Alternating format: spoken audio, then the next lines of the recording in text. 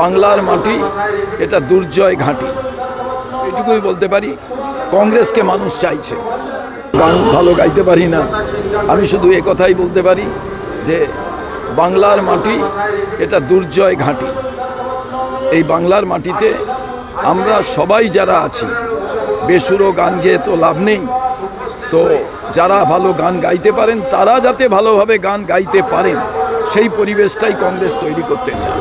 আমি যতটুকু মনে করছি, দেখুন আমার এই বিধানসভা কেন্দ্রে আমি সময় দিতে পারছি না। গতকাল আমি ছিলাম রায়গঞ্জ মালদায়, সারা রাত জেগে আজকে সকালবেলা এখানে এসেছি। আমি সারা বাংলায় ঘুরছি। আমি শুধু এইটুকুই বলতে পারি, কংগ্রেসকে মানুষ চাইছে।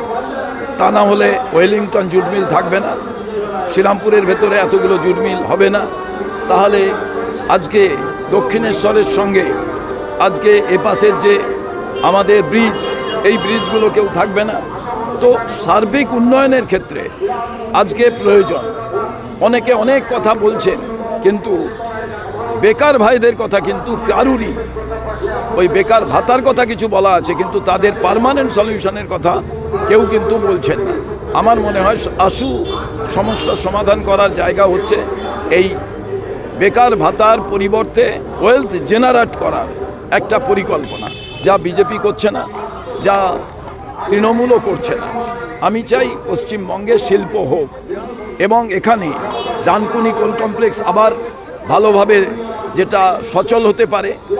এখানে আলু উৎপন্ন হয়, সেই আলুকে কেন্দ্র করে যাতে কুটির শিল্প হতে পারে।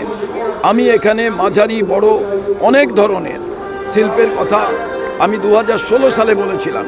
ইলেকট্রনিক্স কমপ্লেক্স হবে না কেন, এখানে একটা ভালো হিমঘর হবে না কেন, যেখান থেকে ফুল ফল এখানে সেটাকে সংরক্ষণ করা যাবে এবং এয়ারপোর্ট কাছে, এর মাধ্যম দিয়ে রপ্তানি করা যাবে। এখানে ভালো আম হয়, এখানে ভালো ফুল হয়, এখানে ভালো সবজি হয়, যা বিদেশে রপ্তানি করা যেতে পারে। এগুলোর কথা কেউ পরিকল্পনা করে ভাবেনি।